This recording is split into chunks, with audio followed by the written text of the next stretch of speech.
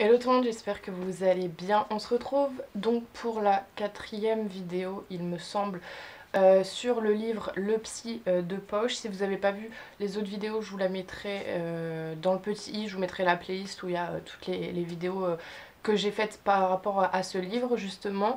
Et aujourd'hui, on va parler du sujet des illusions qu'on peut se faire, qu'on peut avoir tout au long de notre vie, et pourquoi c'est mal entre guillemets de se bercer d'illusions et en quoi ça peut être dangereux. Donc si ça vous intéresse, je vous laisse avec la suite.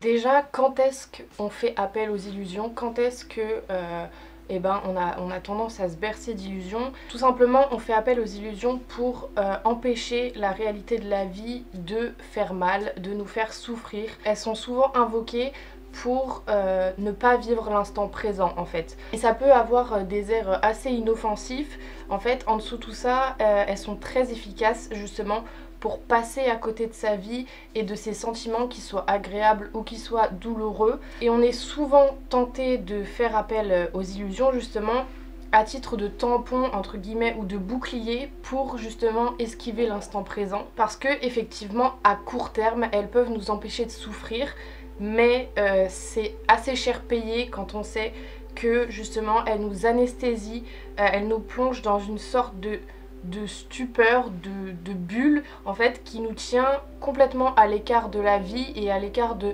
notre propre vie tout simplement. Et comme c'est souvent le cas, quand on entretient des illusions pour se protéger de la souffrance, on les utilise comme des drogues et momentanément en fait on arrête d'être éveillé, on arrête d'être alerte, d'être responsable et d'être conscient de nous-mêmes dans l'instant présent.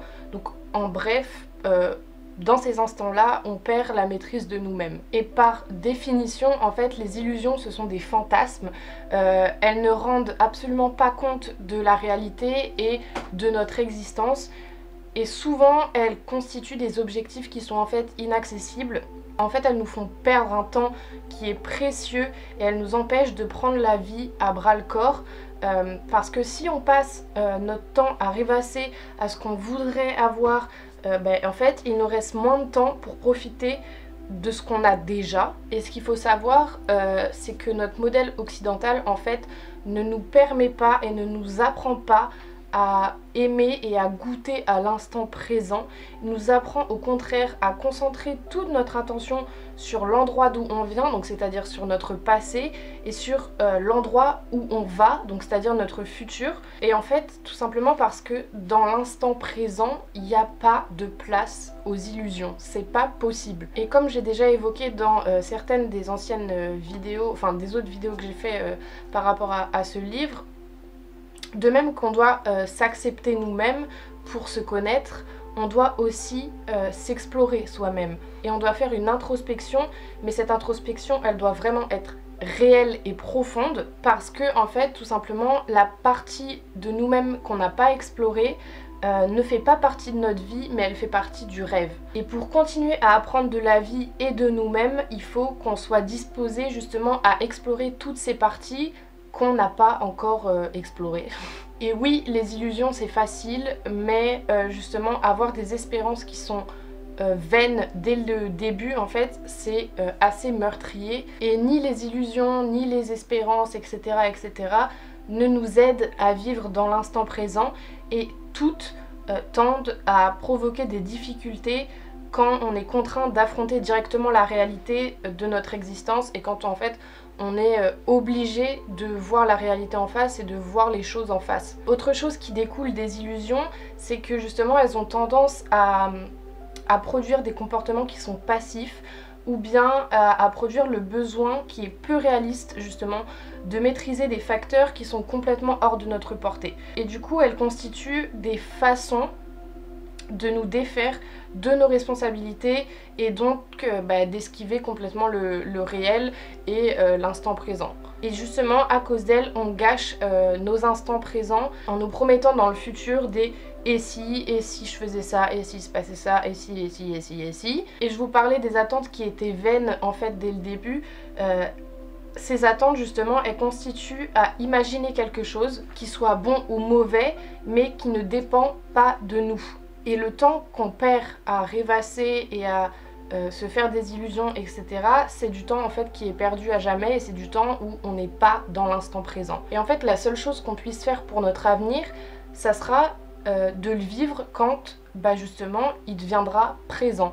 Et on se rend pas forcément compte, mais c'est assez bateau, mais on se rend pas forcément compte, c'est que on peut faire beaucoup dans le présent, mais à condition de ne pas rêver ni d'attendre l'avenir en fait. Et vous allez me dire, oui, mais on a le droit de rêver, on a le droit de faire des projets pour le futur, etc., etc.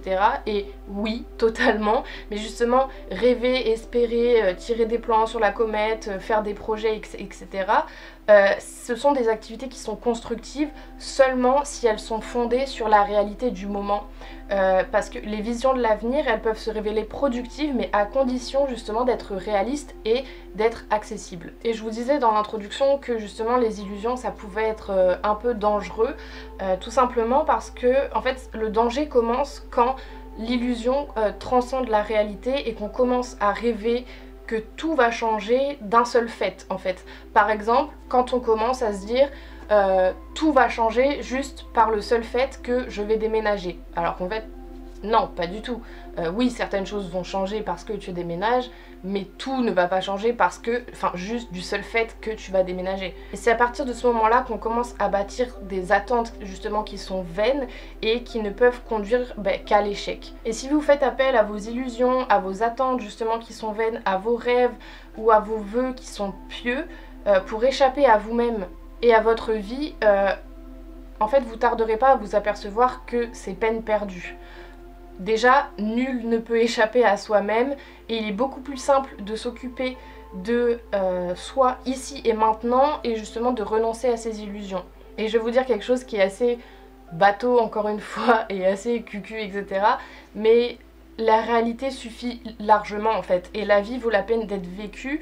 Et la vie justement c'est l'instant présent. Et vos rêves d'avenir et tous les efforts que vous allez mettre pour les concrétiser vont améliorer votre présent, mais à une seule condition qui est nécessaire et en fait qui est suffisante, c'est qu'il ne faut pas que votre estime de vous repose sur vos potentiels futurs succès. Et parfois on fait appel aux illusions parce que justement le présent est trop douloureux et que c'est trop difficile. Mais ce qu'il faut se dire, c'est que si le présent est si douloureux, en fait, il reste qu'un espoir, c'est soit que l'avenir, lui, il soit moins pénible. Et quelque chose qui n'est pas une illusion, c'est le fait de savoir que la souffrance passera. Justement, la souffrance n'est pas éternelle. Et reconnaître le fait que des changements vont se produire et que ces changements vont aboutir à une situation qui sera meilleure, ça s'appelle l'espérance. Mais prendre des mesures pour remédier à un présent qui est douloureux, c'est justement le contraire de nier l'existence du problème. Au lieu d'avoir recours à des illusions pour justement nier la souffrance, il faut au contraire reconnaître que la souffrance existe, reconnaître que soi-même on souffre, se souvenir du fait que, comme je vous ai dit, la souffrance diminuera avec le temps et admettre qu'on en sortira grandi justement de cette expérience douloureuse. La souffrance, ça fait partie de la vie. Une vie qui a été bien vécue comporte justement toute cette part de souffrance, toute cette part de bonheur, toute cette part d'exploration de soi-même, etc. Et justement les illusions, les rêves, les attentes qui sont vaines, les vœux qui sont pieux, tout ça, ça bloque justement ce processus d'exploration et c'est pour ça que ça peut devenir dangereux. Du coup voilà, j'espère que cette vidéo vous aura plu. Si c'est le cas, n'hésitez pas à me laisser un petit commentaire, un petit pouce bleu, à vous abonner si c'est pas déjà fait. Il y a encore plein d'autres vidéos qui arrivent sur plein de sujets différents. Je bosse sur plein de trucs en même temps. Donc si c'est pas déjà fait, abonnez-vous et activez la cloche. Moi je vous fais des gros bisous et je vous dis à bientôt.